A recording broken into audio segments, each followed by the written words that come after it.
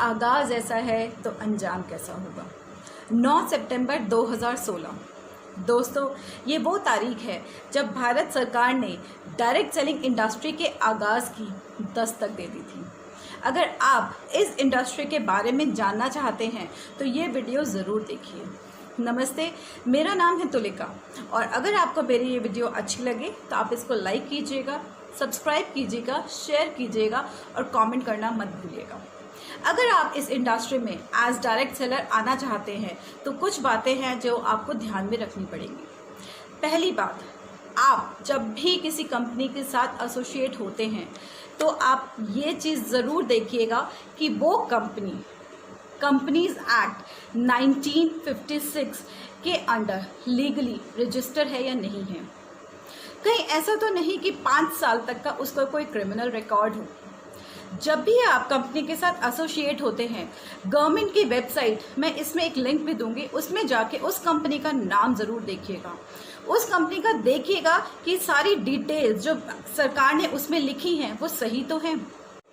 जब भी आप किसी कंपनी के साथ एसोसिएट होते हैं, आपको एक अग्रीमेंट एक्सेप्ट करना पड़ता है। उस अग्रीमेंट में सारे रूल्स एंड रेगुलेशंस, आपके राइट्स एंड रिस्पॉन्सिबिलिटी सब कुछ मेंशन है। आपको कोई भी पैसा remuneration fees, entrance fees, renewal fees के नाम पे कंपनी को नहीं देना है। आप जो प्रोडक्ट खरीदेंगे आपको सिर्फ उसका ही पैसा देना है।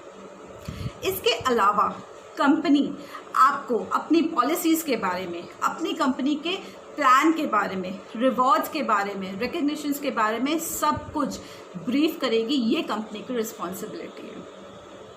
आपको कंपनी की तरफ से एक कूलिंग ऑफ पीरियड भी मिलता है। कूलिंग ऑफ पीरियड ये होता है, आपको 30 दिन का टाइम दिया जाता है कि अगर आप कंपनी से या कंपनी के प्रोडक्ट से सेटिस्फाई नहीं हैं तो कंपनी को आपको पूरा पैसा रिफंड करना होगा।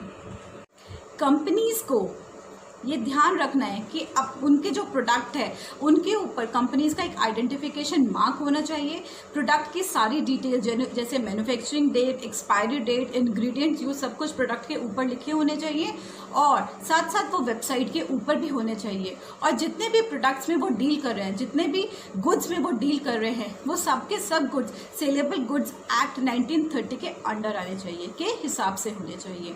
मतलब ना ही तो वो यूज प्रोडक्ट को सेल कर सकते हैं, ना ही वो एक्सपायर्ड प्रोडक्ट को सेल कर सकते हैं। वो फ्रेश मार्केटेबल गुड्स को ही सेल कर सकते हैं। गाइडलाइन से पहले हिंदुस्तान में बहुत सारी कंपनीज ऐसी थी जो डायरेक्ट सेल्स के आड़ में आके आपसे पैसे लेती थी और भाग जाती थी, जिसकी वजह से नेटवर्क मार्केटिंग या डायरेक्ट सेलिंग इंडस्ट्री का नाम भी खराब हुआ। इन गाइडलाइंस के तहत भारत सरकार ने एक बहुत ही अच्छा काम किया कि उन्होंने इन कंपनीज़ को और नेटवर्क मार्केटिंग की जो कंपनीज़ हैं उनको अलग कर दिया। और जो कंपनीज़ प्रोडक्ट में डील नहीं कर रही, ये ध्यान रखिएगा दोस्तों, अगर कोई कंपनी आपके पास आती है पर वो प्रोडक्ट में डील नहीं कर रही है तो वो इलीगल है और वो price chit and money circulation banning act 1978 के अंदर बिल्कुल 100% इलीगल है और आप वो ज्वाइन मत कीजिएगा। तो उम्मीद करती हूँ कि आपको ये थोड़ी सी जितनी भी मैंने बातें शेयर की है गाइडलाइंस पे आपको अच्छी लगी होंगी। आप प्लीज़ मुझे बताइएगा और धन्यवाद।